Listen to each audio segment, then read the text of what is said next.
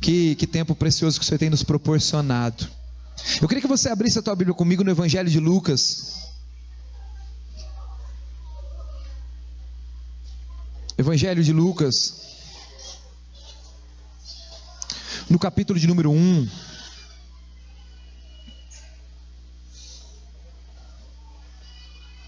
Evangelho de Lucas, capítulo número 1. E nós vamos ler, inicialmente, somente um versículo. Lucas, capítulo número 1, verso de número 80. Lucas 1, 80.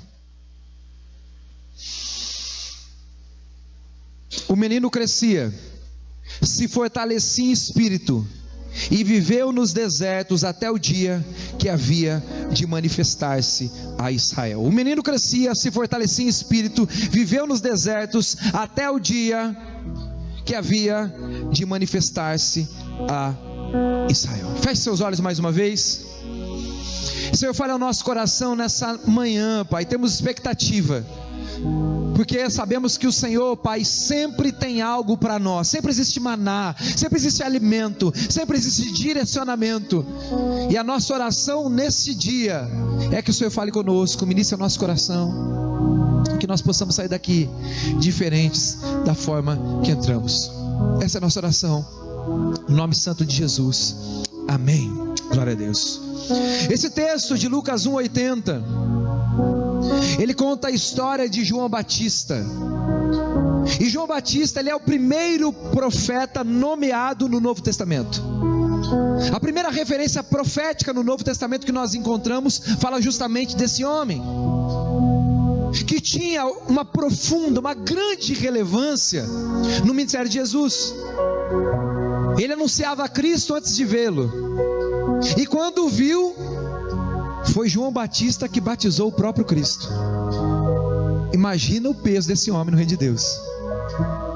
Imagina o clímax que seria. Falar assim: gente, olha, hoje culto de Santa Ceia, culto de batismo. Olha, vai pregar aqui o nosso irmão João Batista, reverendo João Batista, ele que batizou Jesus.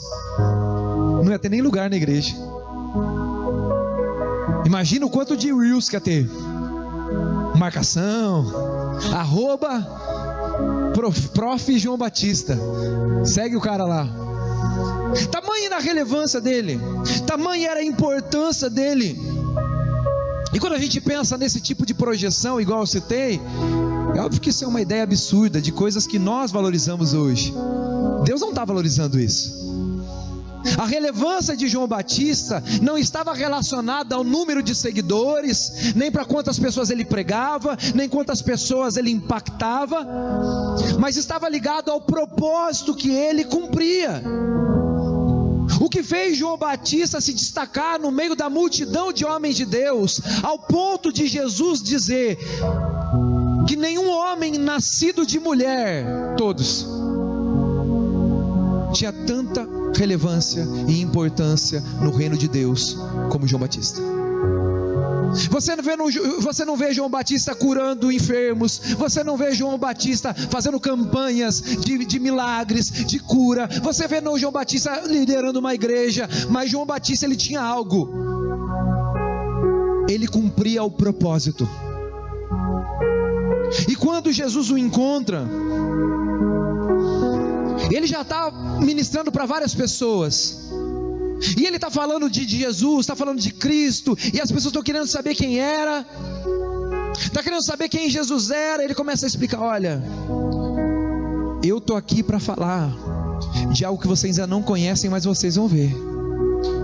Eu estou aqui para falar de algo que a hora que vocês perceberem o que é, vocês vão até esquecer o que eu estou falando. E ele está falando sobre isso, está lá em João. Daqui a pouco a gente vai para esse texto. E Jesus chega, e no meio desse discurso de João Batista, ele à frente da igreja, ele diz: olha, eis o Cordeiro de Deus que tira o pecado do mundo. A hora que João Batista atraiu a atenção para ele, ele entendeu, falou assim: não tem nada a ver comigo, tem tudo a ver com ele. É dele que eu estou falando. Vocês só estão vendo ele agora, mas tem muita coisa por trás disso. E sabe, meu irmão, usando essa ideia de João Batista, nesse texto que lemos do menino que crescia, se robustecia em espírito, esteve no deserto, depois se mostrou a Israel.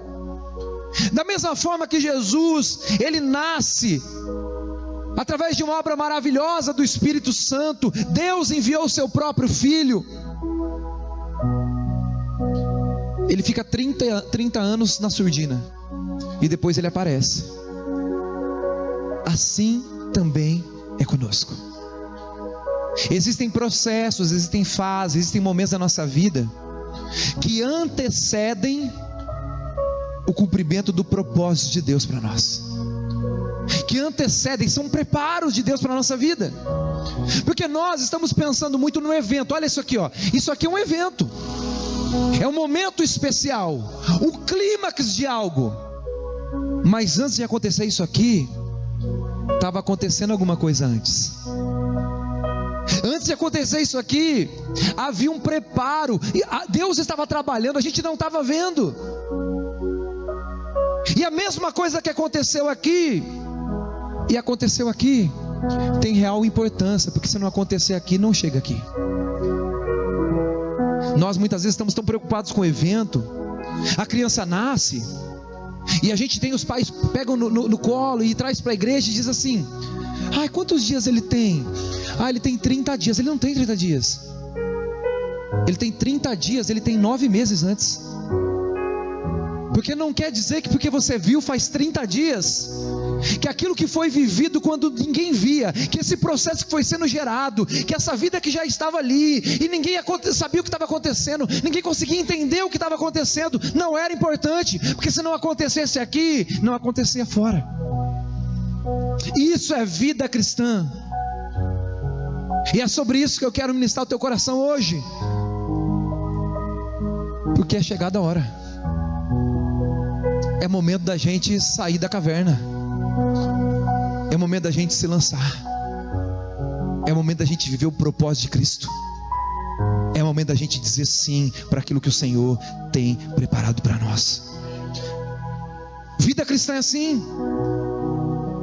Infelizmente nós adoramos o cumprimento dos propósitos. Viver propósito de Deus, viver projetos de Deus, mas nós detestamos os processos, porque o processo, ele é onde tudo acontece, mas parece que nada muda. Sabe, para muitos de vocês que estão na igreja, você está esperando um monte de coisa, você está sonhando um monte de coisa, você está achando um monte de coisa, isso não aconteceu, mas o fato disso não acontecer não quer dizer que Deus não está gerando algo, que não tem um processo, que não tem uma caminhada, que até as ocasionalidades da sua vida, os desacertos, aquele tempo que parece perdido, me deixa pregar em cima de vocês aqui, porque Deus está falando aqui já hoje. O Lucas acabou de compartilhar aqui com a gente que ele encontrou o Senhor no momento em que ele estava perdido de tudo. Queria se perder? Claro que não. Queria viver essa estação na vida dele? Claro que não. Na agenda dele tinha isso. Não, olha, eu preciso aqui, e quando eu tiver 31 anos, que é a idade dele, eu vou ter que passar por isso, eu vou ter que sofrer. Não, ele não planejou isso. Mas dentro do processo de Deus, para que hoje esse evento, por exemplo, acontecesse, tudo isso teve que acontecer. Nós precisamos aprender a viver processos. E olhando para a vida de João Batista, alguns termos aqui são importantes para a gente colocar a nossa vida cristã. E o primeiro dele é o seguinte, Lucas 1,80: o menino crescia. É preciso crescer, gente. A gente precisa criar maturidade na nossa vida cristã. E crescer é aprender a discernir as coisas. Uma criança não consegue fazer isso. Uma criança às vezes não tem noção do perigo, não tem noção dos riscos, não tem noção de consequências. E nós, como cristãos, precisamos crescer. O apóstolo Paulo, em 1 Coríntios 13:11, ele diz o seguinte: quando eu era menino, eu falava como menino, eu pensava como menino, raciocinava como menino, mas quando me tornei homem, eu deixei as coisas de menino. Meu irmão, não tem problema chegar na igreja com imaturidade. O problema é permanecer com imaturidade.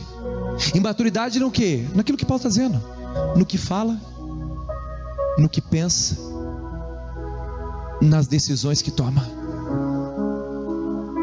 Para crescer na vida cristã, nós precisamos ter maturidade, e só existe um lugar de maturidade para o cristão: é no centro da vontade de Deus, é próximo dele, é nos alimentando da palavra dele. Se falamos aquilo que é de menino, o Senhor nos ajuda a falar aquilo que maduros devem falar. Se pensamos como meninos, o Senhor nos ajuda a pensar aquilo que maduros devem pensar. Se tomamos decisões como meninos, a palavra de Deus nos ajuda a tomar decisões como pessoas maduras precisam tomar. O que a gente não pode aceitar é uma vida cristã que não progride, que não cresce, que está tudo igual, que não avança, que não frutifica, que não rompe. O crescimento é algo natural de qualquer organismo saudável. E você pode pensar na tua vida cristã como um monte de coisa, mas em nada como morto. Porque vida cristã é vida viva e abundante. Se existe vida, existe crescimento. Se a vida cristã é saudável, nós precisamos crescer, melhorar, aprender, nos aperfeiçoar. Não cair nas mesmas ciladas, não bater cabeça nas mesmas coisas. Porque isso é o que a criança faz. O adulto tem que aprender com seus próprios erros, analisar os seus próprios acertos, observar a vida do outro e tomar decisões maduras.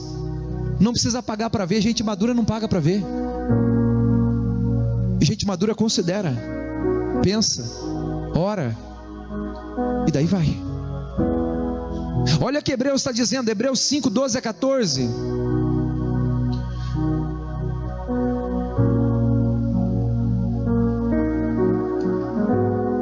Hebreus 5:12-14. Pois com efeito, quando deveis ser mestres, atendendo ao tempo decorrido, tendes novamente necessidade de alguém que vos ensine de novo quais são os princípios elementares dos oráculos de Deus. Assim vos tornares como necessitados de leite e não de alimento sólido. Ora, todo aquele que se alimenta de leite ainda é inexperiente na palavra da justiça, porque é uma criança. Mas o alimento sólido é para os adultos, para aqueles que pela prática têm as suas faculdades exercidas para discernir não somente o bem, mas também o mal. O apóstolo Paulo está dizendo o seguinte: cara, vocês já tinham que estar comendo alimento sólido, mas eu tenho que dar leite para vocês, porque vocês são criança. Não, pastor, eu tenho 20 anos de igreja, eu não sou mais criança. Não, você pode saber da palavra, mas não é disso que Paulo está dizendo. Paulo está dizendo que você precisa ter as suas faculdades e as práticas exercidas para discernir. Porque tem muita gente que sabe do Deus da Bíblia, mas não conhece.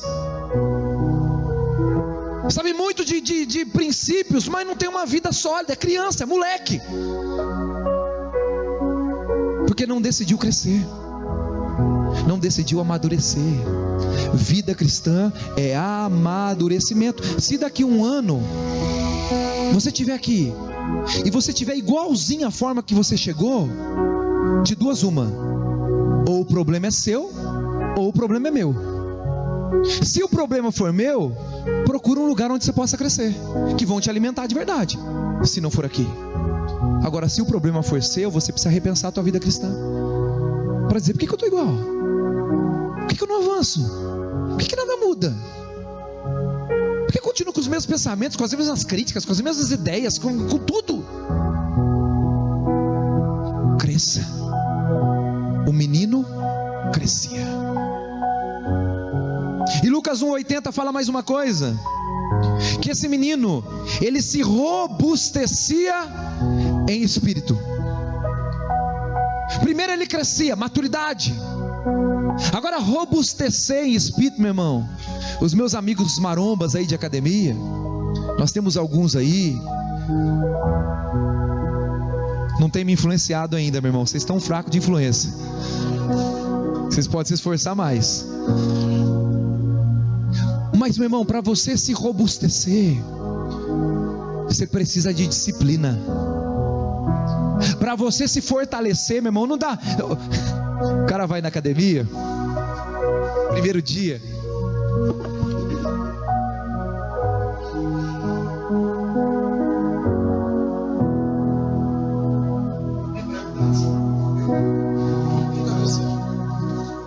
chega lá e fala assim. Às vezes eu me pergunto, meu irmão, tá fazendo academia? Eu falo assim, tô, pastor, percebeu? Não, é que tá precisando mesmo, continua. Disciplina. Para nos fortalecermos de forma espiritual é a mesma coisa.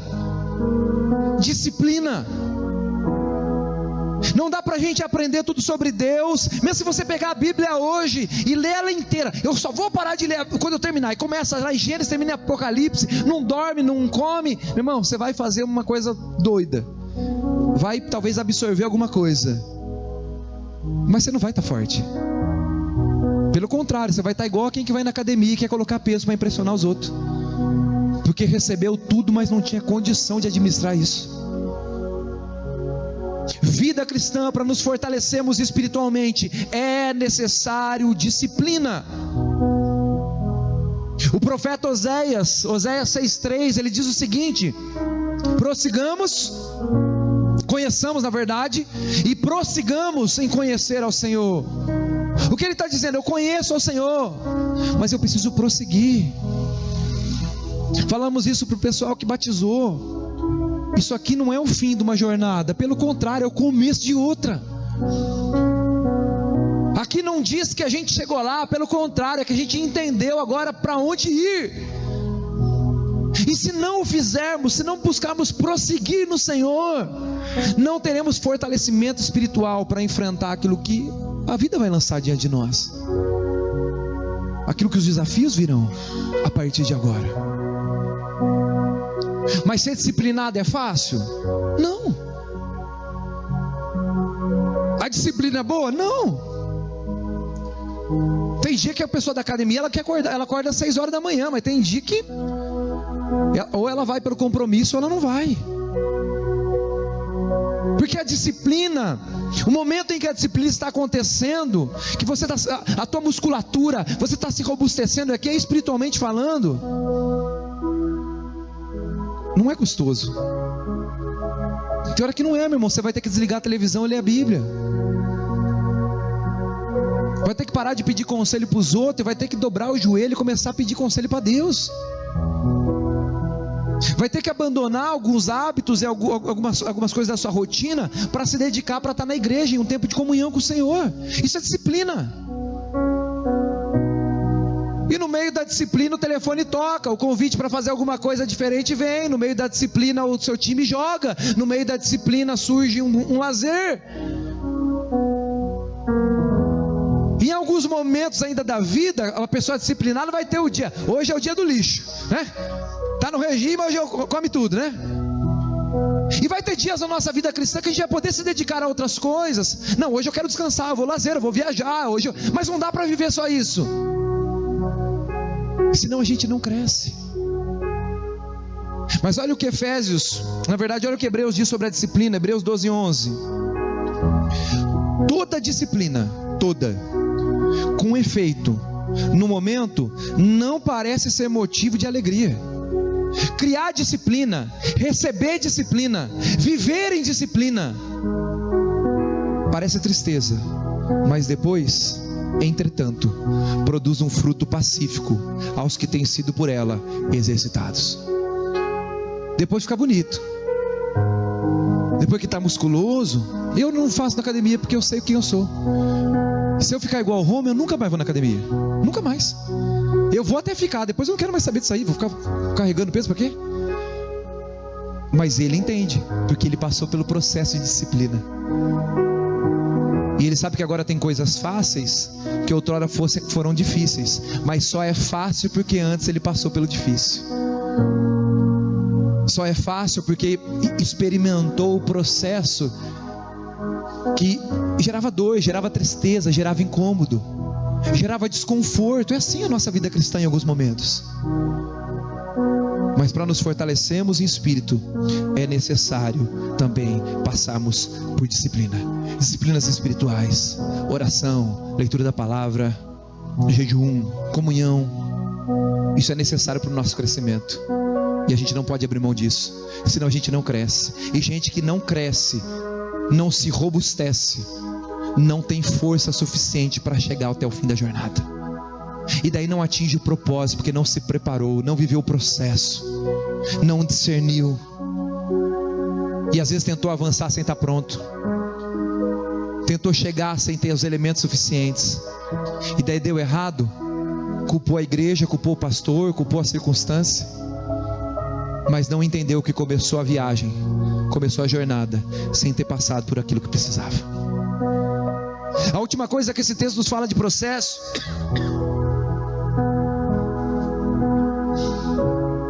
é que o menino crescia, se robustecia em espírito e viveu nos desertos. Nós encontramos um João Batista batizando um Jesus com um ministério ativo. Nós encontramos João Batista pregando o arrependimento, já vivendo o propósito de Deus para a vida dele. Mas a Bíblia diz que antes dele chegar até Israel, ele teve que viver nos desertos, ele teve que passar pelo deserto. É necessário passar pelo deserto.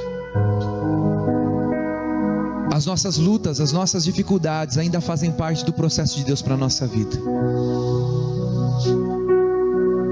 Os teólogos dizem que na Bíblia, 1/3 dos homens citados, homens e mulheres citados aqui, eles terminaram reprovados, porque começaram bem, mas no meio das dificuldades, no meio das oposições, no meio das lutas,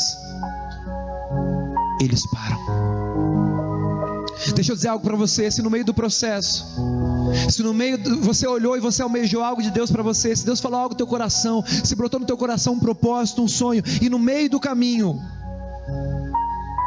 a gente enfraqueceu, a circunstância ao nosso redor nos fizeram enfraquecer, as adversidades nos fizeram jogar isso muito lá para frente, é porque talvez você está condicionando o teu avanço ao ambiente que você está, ao momento que você está vivendo. Mas nós estamos encontrando um homem aqui, esse exemplo é João Batista, que é no deserto que teve êxito, porque não era o ambiente que nutria a saúde espiritual deste homem. O ambiente não pode nutrir, meu irmão. A Bíblia nos conta lá em Atos 16 que Paulo e Silas estavam na prisão, acorrentados, presos, sem expectativa de sair.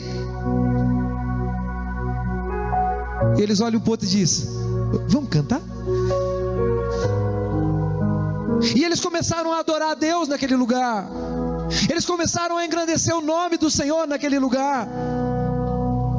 Porque se a gente está preocupado em viver uma vida voltada para Deus por causa do ambiente, e não por causa do Deus que muda qualquer ambiente, a gente entendeu errado essa caminhada.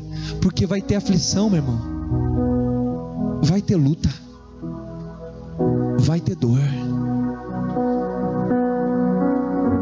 Lá em Daniel, capítulo número 3, a Bíblia nos conta a história de 3 homens, Sadraque, Mesaque e Abednego.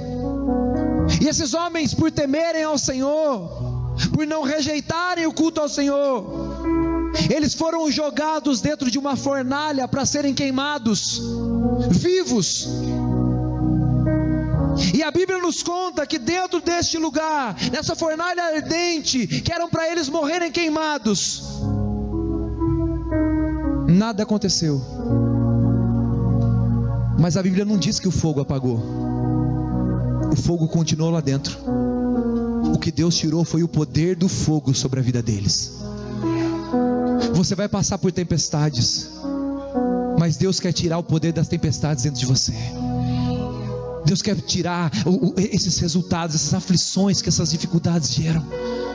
Você vai passar pelos desertos, mas o deserto não precisa ser um lugar dentro de você. Em Isaías 43, a partir do verso número 2, o Senhor diz o seguinte: se passares pelas águas, não vão se afogar. Se passarem pelos rios, eles não vão submergir vocês. E se passarem pelo fogo, ele não te queimarás, nem a chama arderá em ti. Ele não está dizendo que vai tirar o rio, ele não está dizendo que vai tirar a água, ele não está dizendo que vai tirar o fogo, ele está dizendo: eu vou tirar o poder disso sobre a sua vida. Porque você precisa passar por esses processos para entender que não é o ambiente que gera você, é o Deus que muda o ambiente que você está.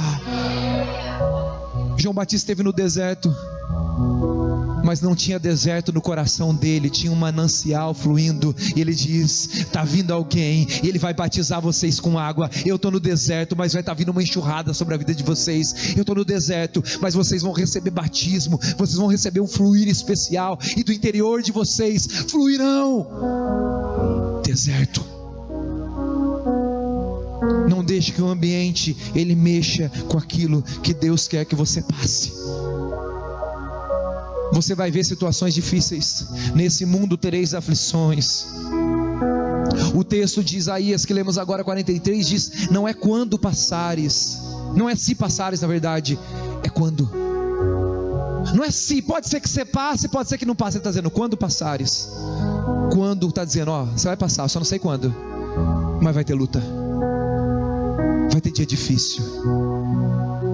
Mas nós não somos adoradores de ambientes, de circunstâncias. Nós seguimos ao Deus que muda os ambientes e circunstâncias. Eu quero declarar sobre a sua vida hoje que aonde você chegar, os ambientes vão se transformar, e não o contrário. Não é quando você chega no deserto que o deserto toma lugar em você. Quando você chega no deserto, rios fluem no meio do ermo. Vocês vão passar. E esse texto termina dizendo o seguinte, Lucas 1:80, volta lá comigo. O menino crescia, é necessário ser maduro, é necessário amadurecer. O menino, ele se fortalecia em espírito. Meu irmão, não é aquilo que você mostra para as pessoas, é aquilo que você é em Deus. As disciplinas que você tem criado, aquilo que você tem feito, quanto você tem se voltado a Ele. Ele esteve nos desertos, viveu até o dia em que havia de manifestar-se a Israel. Em João capítulo número 1, a Bíblia conta a história desse mesmo João Batista, e ele está pregando o Evangelho, ele está falando de Jesus, ele está falando do que ia acontecer, e os judeus ali, os fariseus religiosos chegaram e falaram assim: quem é você? Quem é você? O que você está fazendo aqui? Cara, quem é você? De onde que você veio? De onde que você apareceu agora pregando pra gente? Cara, a gente é de escola de profeta. Ô rapazinho, pelo amor de Deus. Quando você se lança pro propósito, depois de ver o processo, vai ter muita gente que não vai entender quem você é. Porque aquilo que aconteceu, aconteceu aqui. Aquilo que aconteceu, aconteceu ali. Aquilo que aconteceu, aconteceu aqui. Aquilo que aconteceu, aconteceu aqui. E as pessoas vão dizer e vão falar: ah, meu irmão, quando eu vim pra cá, deixa eu contar esse testemunho pra você, que eu tô com tempo hoje, Felipe. Quando eu vim pra cá, os meus amigos que são da região falavam assim: cara, não vai pra Itu não, lá é terra de matar profeta, nada cresce lá, não dá certo igreja lá não, viu?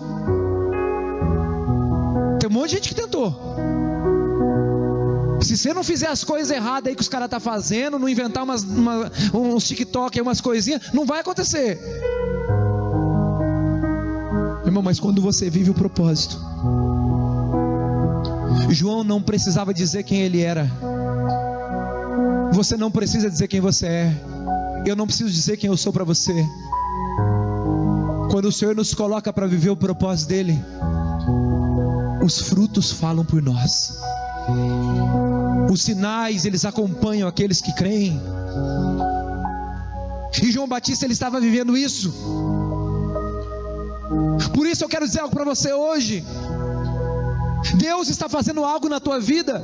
Deus quer te passar pelo processo. Eu não sei onde você está, não sei se você precisa amadurecer, se precisa de mais disciplina, se precisa vencer esse vale, esse deserto e continuar adorando a Deus independente das circunstâncias. Eu não sei, mas é chegada a hora. Para de se esconder. Para de se esconder. O processo que é gerado em nós, ele precisa acontecer através de nós. Eu falei isso no domingo passado, meu irmão. Sabe por que a gente não vê milagre todo dia? Sabe por que a gente não vê mais sinais e milagres como a gente via na Bíblia e Jesus fazendo? Não porque não acontece, porque acontece. Porque o maior milagre que as pessoas vão ver é você, que estava morto e agora está vivo, que tinha uma sentença de morte, agora você tem uma declaração de vida. Então para de se esconder e começa a mostrar aquilo que Deus fez na tua vida, o processo que Deus realizou na tua história. Porque é tempo de sair do deserto, e é tempo de assumir aquilo que nós precisamos. Você se lembra das suas dores, você lembra das suas crises. As pessoas também lembram. E às vezes elas querem projetar em você aquilo que você era ou aquilo que elas são. Mas você é quem você é. Você é quem Deus diz que você é. E você vai viver o propósito que Deus declarou para você, e Deus prometeu para você, e Deus apontou para você. Mesmo que tudo ao teu redor possa dizer o contrário. Porque aquele processo que nós precisamos vencer é aqui dentro. A gente já viu tanta gente que aqui, ó, uau, domina. Mas aqui é dominado. A gente já viu tanta gente que daqui para fora, mas daqui para dentro. João Batista estava cercado de fariseus religiosos. Ele era o cumprimento daquilo que Isaías tinha dito. E ele diz isso em João: eu sou a voz que clama no deserto. Ele está dizendo: olha, eu sou aquele que está indo na contramão do que todo mundo está falando. Eu falei assim: nossa, mas cara, só ele está falando isso. Está todo mundo dizendo o contrário. Todos os conselhos são diferentes. Mas Deus falou com ele. E ele vivia isso mesmo andando na contramão, mesmo passando por desertos, mesmo passando por perseguições. Porque se você entender isso, e eu quero encerrar nessa manhã, você vai entender que não existe lugar melhor e mais seguro do mundo do que dentro do propósito de Deus para você. Sabe por quê? Porque quando você vive o propósito de Deus, Deus te protege. E Ele te protege porque Ele também protege o propósito dEle. Muita gente quis matar Jesus, Deus não deixou, porque não era chegada a hora. Podia ter levado uma bala perdida, podia ter levado um escorregão batido na cabeça. Os homens podiam ter pego Ele no templo. Mas o Senhor protege quem vive o propósito. É por isso que Romanos 8:28 diz que todas as coisas cooperam para o bem daqueles que amam a Deus. Mas completa dizendo: daqueles que foram chamados segundo o seu propósito. Se você vive o propósito de Deus, o propósito de Deus preserva você. O propósito de Deus promove você. O propósito de Deus provisiona você. O propósito de Deus direciona você. O propósito de Deus justifica você, mesmo que tudo ao contrário esteja ao seu redor. João Batista sabia quem era. E por saber quem era, ele viveu tudo que precisava ser vivido para chegar no lugar que ele tinha que chegar, para apontar para quem ele precisava apontar. Você é a voz que clama do deserto. Existe um deserto lá fora, meu irmão. O que a gente menos faz na nossa vida cristã está aqui dentro. Nós precisamos nos mostrar agora. Parar de se esconder. Viver os processos de Deus. E assim sermos a manifestação de Deus para este tempo. É para isso que nós somos chamados. E é para isso que nós estamos aqui. Você tem um propósito. Você não está aqui por acaso. E talvez as pessoas ainda não viram você da forma que deveria, porque você ainda está na barriga, igual o bebezinho. Mas quando nascer, meu irmão, quando começar a viver esse tempo, quando se lançar para esse propósito, tudo vai fazer sentido. Por isso não pare no meio do processo. Avance, porque o Senhor tem mais para nós. Em nome de Jesus. Você pode se colocar em pé, eu quero orar com você.